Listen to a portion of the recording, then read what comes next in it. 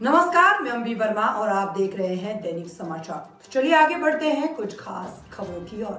आम आदमी पार्टी के राष्ट्रीय संयोजक अरविंद केजरीवाल ने झुग्गी झोपड़ी में रहने वालों को भाजपा से सतर्क रहने की चेतावनी दी है।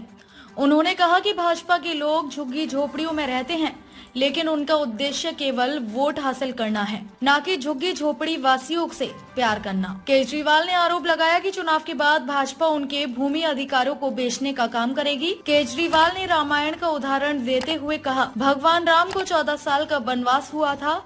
एक दिन वह भोजन की व्यवस्था करने के लिए जंगल में गए और माता सीता को कुटिया में छोड़ दिया। लक्ष्मण से कहा कि वह सीता माँ की रक्षा करेंगे, लेकिन उसी दौरान रावण सोने के हिरण का रूप धारण करके आया। सीता ने लक्ष्मण से कहा कि उसे यह हिरण चाहिए। लक्ष्मण गए और रावण ने सीता का अपहरण कर लिया।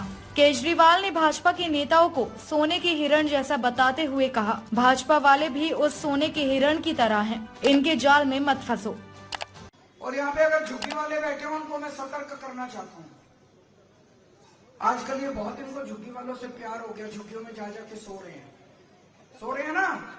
10 साल नहीं सोए, अभी 1 महीने से जा जाके सो रहे हैं। इनको आपसे प्यार नहीं है, इनको आपके वोट से प्यार है।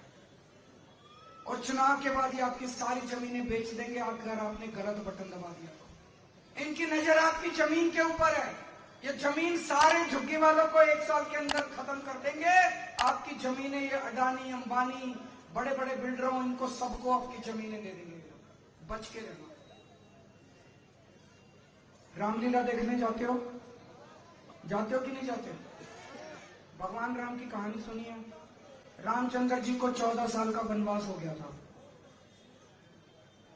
तो एक दिन रामचंद्र जी खाने का इंतजाम करने जंगल में गए। माता सीता को अपनी झोपड़ी में छोड़ गए और लक्ष्मण को बोले कि तू सीता मैया की रक्षा करेगा।